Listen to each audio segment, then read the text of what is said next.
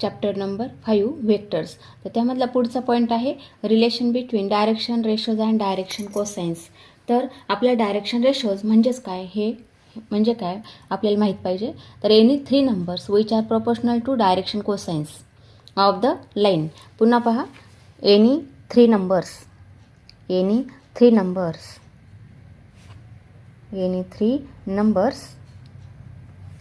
which are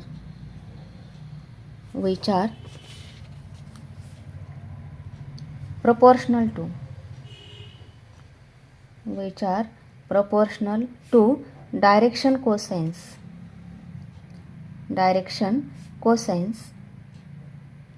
of the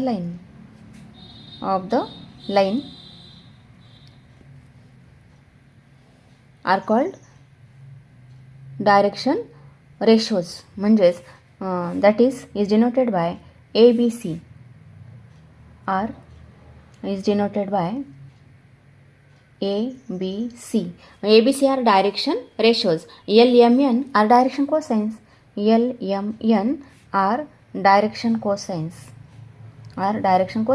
Therefore, A upon L equal to B upon M equal to C upon N equal to, तिन्ही ratio equal आहे, त्याला आपण काहीतरी नाव देऊ, त्याला म्हणूया लॅम्डा.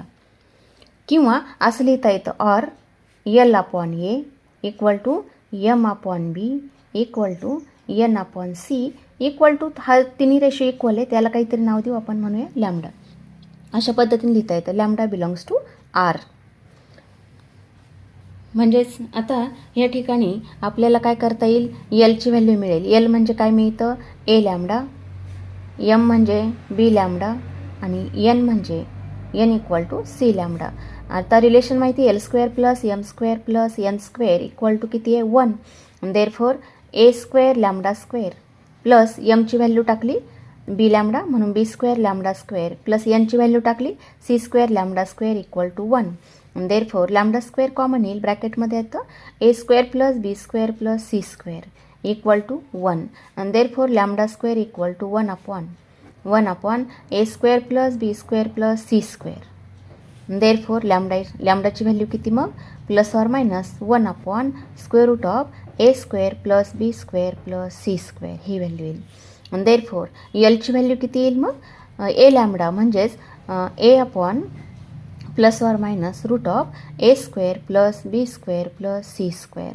त्यानंतर एमची व्हॅल्यू बी लॅम्डा म्हणजेच B upon plus or minus root of A square plus B square plus C square.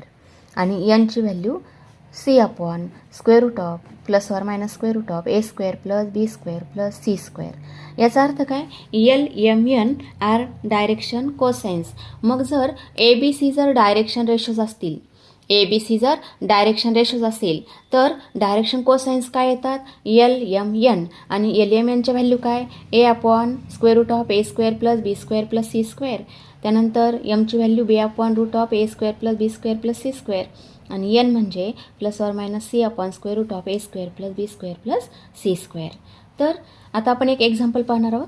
Example पहा, if direction cosines of the line 0, 1/2 and √3 upon 2 काय आहेत, हे डायरेक्शन कोसाइन्स आहेत. Then direction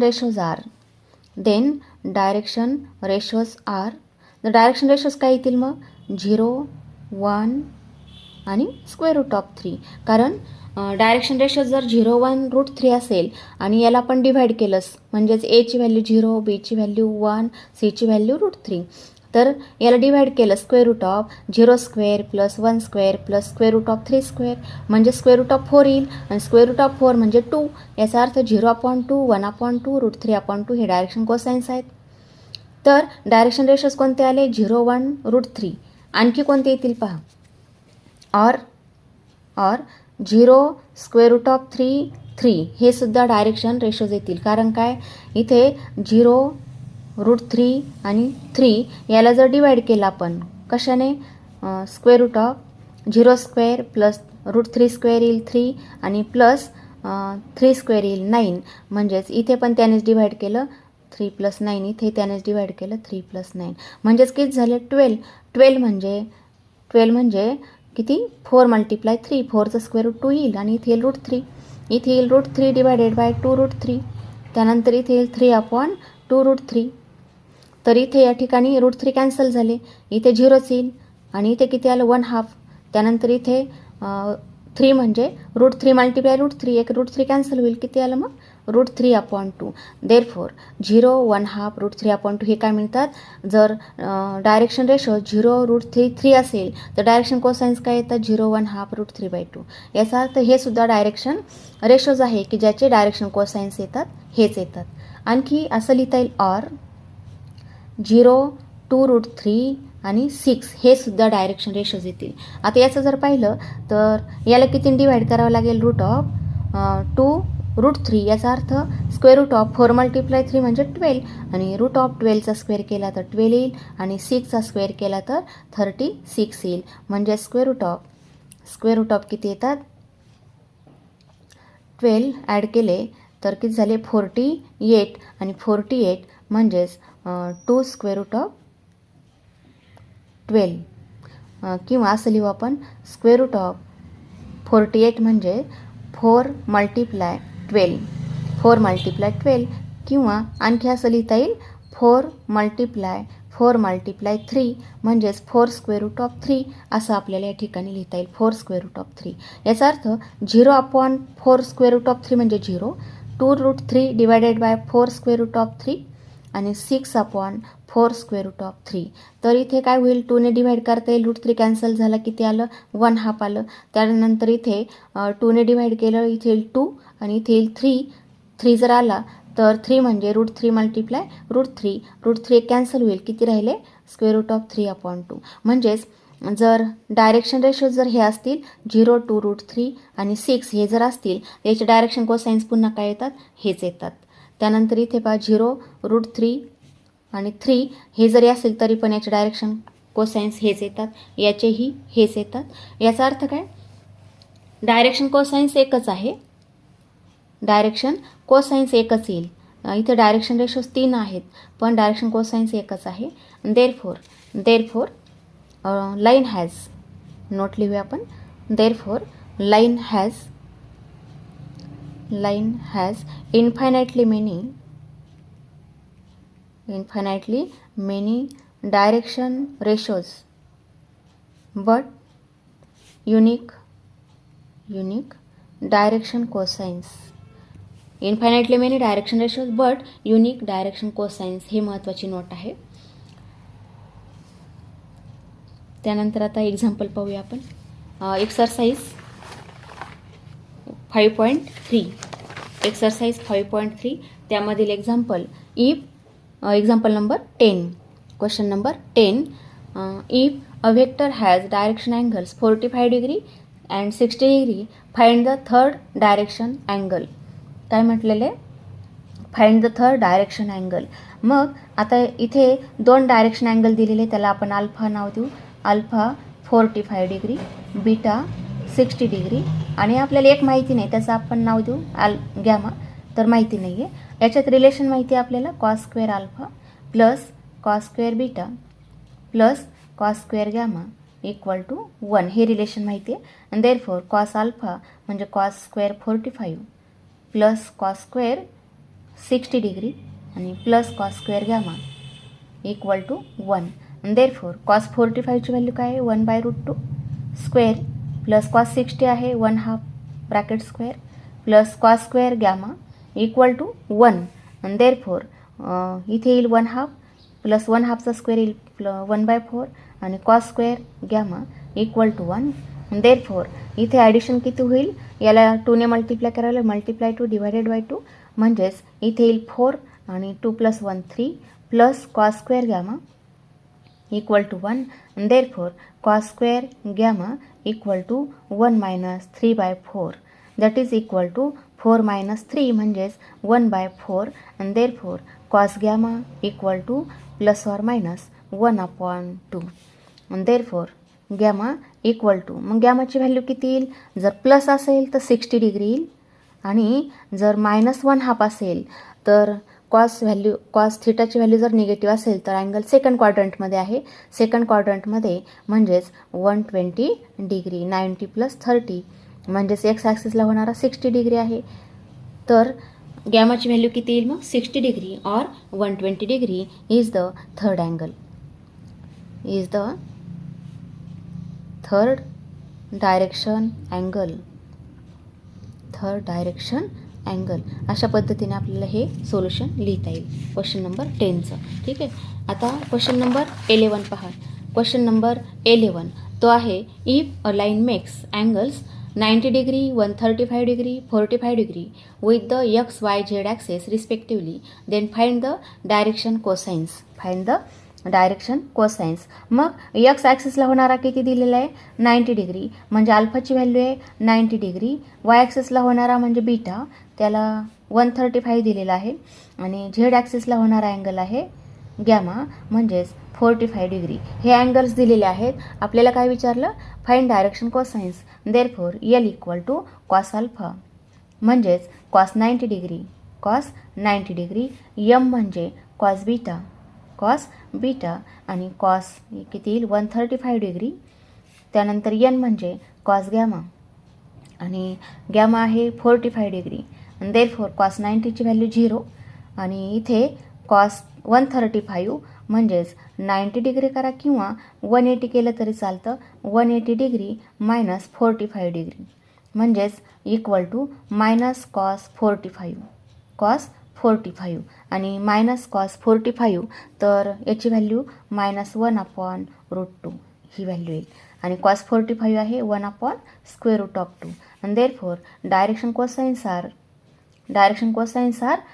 0. एल म्हणजे 0, M म्हणजे -1/√2 आणि N म्हणजे 1/√2. हे मिळतात आपल्याला डायरेक्शन कोसाइन्स. ठीक आहे. आता क्वेश्चन नंबर 12.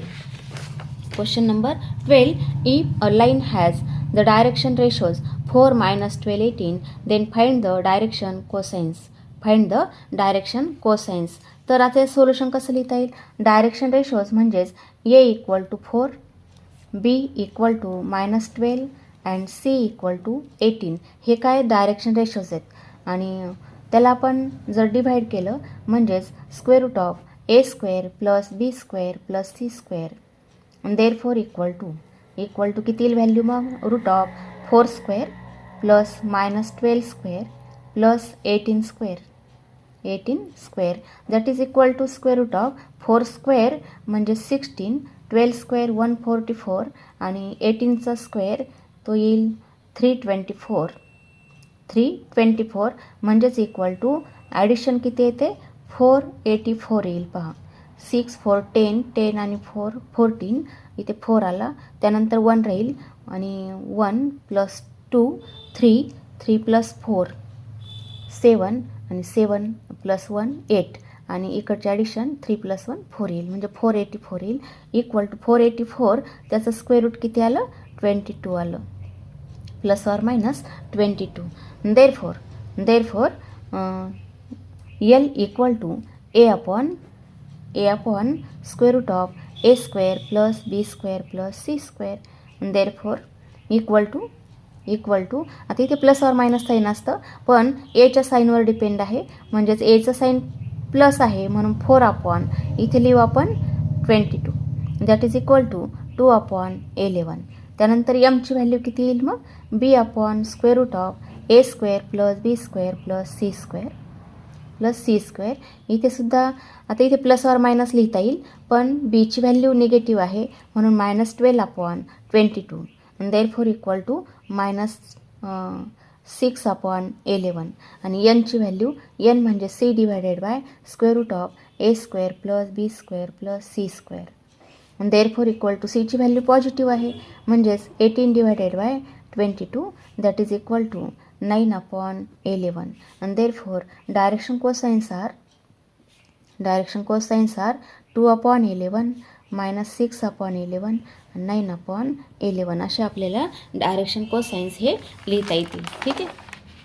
त्यानंतर question number 13.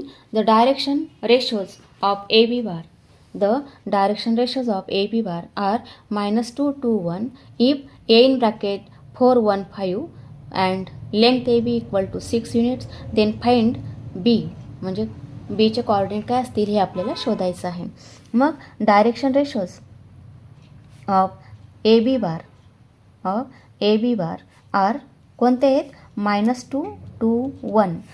Therefore direction cosines of AB bar, direction cosines काय येतील पहा, याच्यावरून काढू आपण. -2 divided by square root of -2चा स्क्वेअर 4 प्लस 2चा स्क्वेअर 4 1चा स्क्वेअर 1 आणि 2 upon square root of 4 plus 4 plus 1 आणि 1 upon square root of 4 plus 4 plus 1 that is -2 upon square root of 9 म्हणजे 3, 2 अपॉन 3 आणि 1 अपॉन 3 हे मिळतात डायरेक्शन कोसाइन. जर डायरेक्शन रेशोज -2 to 1 असतील तर डायरेक्शन कोसाइन्स -2/3, 2/3 अँड 1/3. आता आणखी आपल्याला पॉईंट ए दिलेला आहे 4 1 5 आणि AB बार काढू आपण. तर बीचे कोऑर्डिनेट माहिती नाही, त्याला नाव देऊ आपण x1 y1 z1 and A having coordinate 4 1 5 and therefore AB bar equal to AB bar म्हणजेच B bar minus A bar that is equal to B bar म्हणजे x1 I cap plus y1 j cap plus z1 k cap minus A bar म्हणजे 4 I cap plus 1 j cap plus 5 k cap and therefore equal to x1 minus 4 I cap plus y1 minus 1 j cap plus z1 minus 5 k cap. Therefore, direction ratios of AB bar are x1 minus 4, y1 minus 1 and z1 minus 5. हे येथील direction ratios of AB and direction cosines of AB bar are x1 minus 4 divided by, आता divided by काय लिहितो आपण? Square root of A square plus B square plus C square, याचा अर्थ length OP. आता काय लिहावं लागेल आपल्याला? Divided by length. आता पॉईंट P जर घेतला असेल तर लेंथ OP. आता इथे AB बारचं लिहितोय आपण, म्हणून divided by length AB divided by काय येईल? लेंथ AB येईल, म्हणजे ह्या 2 पॉईंटचं डिस्टन्स असतं. आता 2 पॉईंटचं डिस्टन्स लेंथ AB दिलेलं आहे 6 युनिट्स. याचा अर्थ ते प्लस किंवा -6 असेल, कारण लेंथ जर असेल तर आपण नेहमी पॉझिटिव्ह लिहितो. लेंथ जर असेल तर नेहमी पॉझिटिव्ह लिहिलं जातं, म्हणून आपण या ठिकाणी प्लस ऑर मायनसमध्ये लिहू. कारण हे काय आहे? लेंथ AB म्हणजे स्क्वेअर रूटमध्ये आहे, स्क्वेअर रूटची व्हॅल्यू ही प्लस ऑर मायनसमध्ये येऊ शकते, म्हणून आपण लिहू प्लस ऑर -6. त्यानंतर y1 minus 1 divided by plus or -6 आणि z1 -5 divided by plus or -6. अशा पद्धतीने डायरेक्शन कोसाइन्स आपल्याला लिहिता येतील. आता comparing direction cosines of AB bar we get. Compare केलं तर काय मिळेल? Therefore x1 minus 4 divided by plus or -6 equal to, इथे किती होता पहिला? AB बारचा डायरेक्शन कोसाइन्स म्हणजेच तो होता -2/3. हे फर्स्ट इक्वेशन नंबर फर्स्ट. त्यानंतर पुढचं y1 minus 1 divided by plus or -6 equal to 2/3, याला इक्वेशन नंबर सेकंड. आणि थर्ड काय येईल? z1 -5 divided by plus or -6 equal to 1/3. Therefore, याला equation number 3. From 1 we get from first वरून काय येईल? x1 minus 4 इक्वल टू, जर प्लस 6 असेल तर equal to -2/3. and therefore x1 minus 4 equal to 6 इथे घेतला तर -12/3. and therefore x1 equal to 3ने डिवाइड केलं तर -4 आणि हा प्लस -4 पुढे घेतला तर +4. आन्सर आलं 0. किंवा or x1 minus 4 divided by -6 equal to -2/3. and therefore x1ची value x1 minus 4 equal to -6 इथे घेतला तर +12/3 that is x1 equal to इथे किती होईल, 3ने डिवाइड केलं तर 4 झाले, 4 + 4 म्हणजे 8 आलं पहा. म्हणजे x1च्या दोन व्हॅल्यू येतात, 0 आणि 8. त्यानंतर आता from two we get y1 - 1 divided by +or -6 म्हणजे एकदा प्लस घेऊ आपण, equal to 2/3. Therefore y1 - 1 equal to 12/3. 6 आपण या ठिकाणी घेतला, तो मल्टिप्लाय झाला, 12/3 म्हणजे 4. देअरफॉर y1 इक्वल टू 4 + 1 म्हणजे 5. 4 इथे येईल, 3ने डिवाइड केलं 4 आलं आणि हा 1 पुढे घेतला तर +1 झाला, 4 1 + 5 झाला. आता y1 - 1 divided by -6 equal to 2/3. Therefore y1 - 1 equal to -12/3. That is इथे येईल -4 आणि हा -1 पुढे घेतला +1.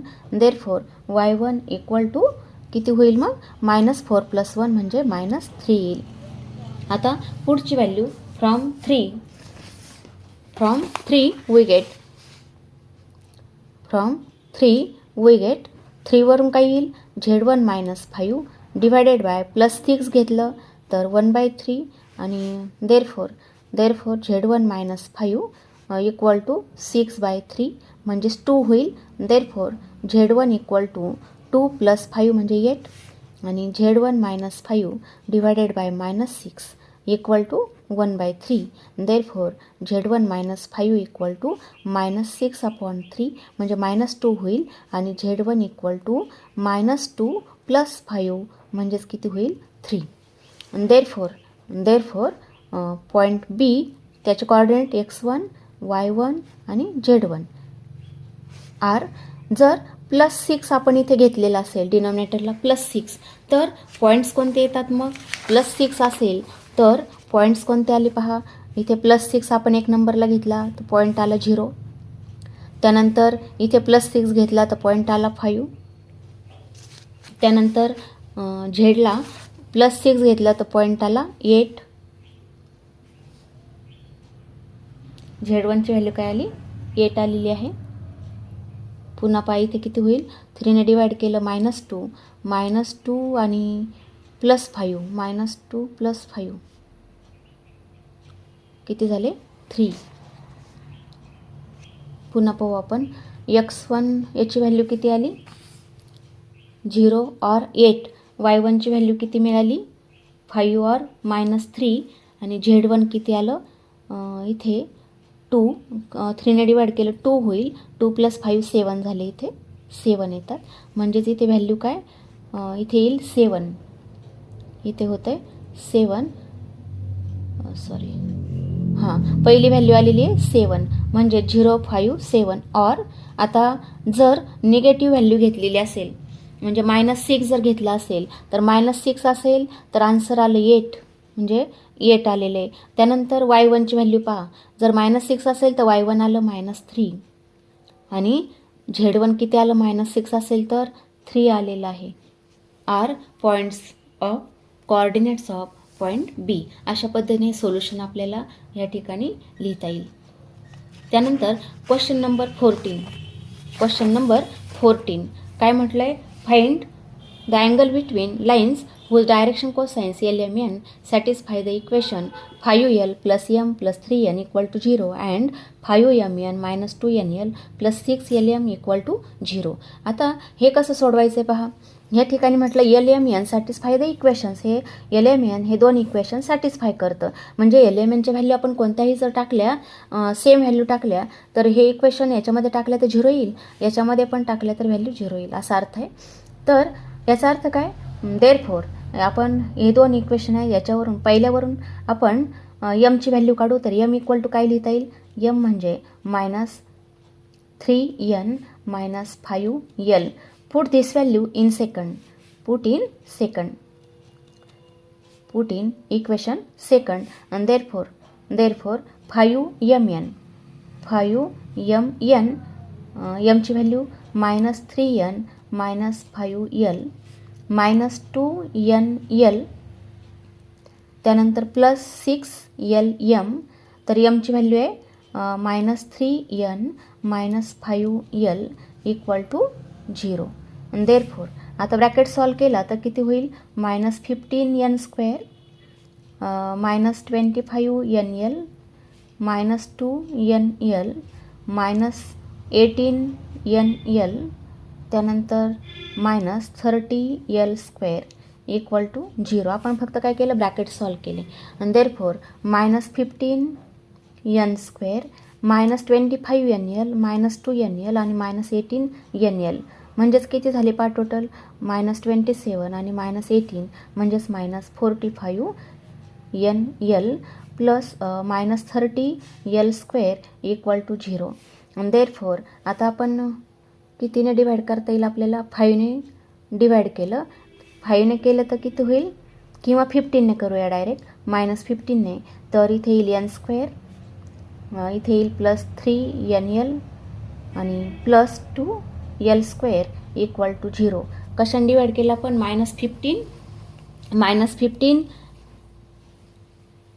-15ने डिवाईड केलं तर आपल्याला हे रिलेशन येतं.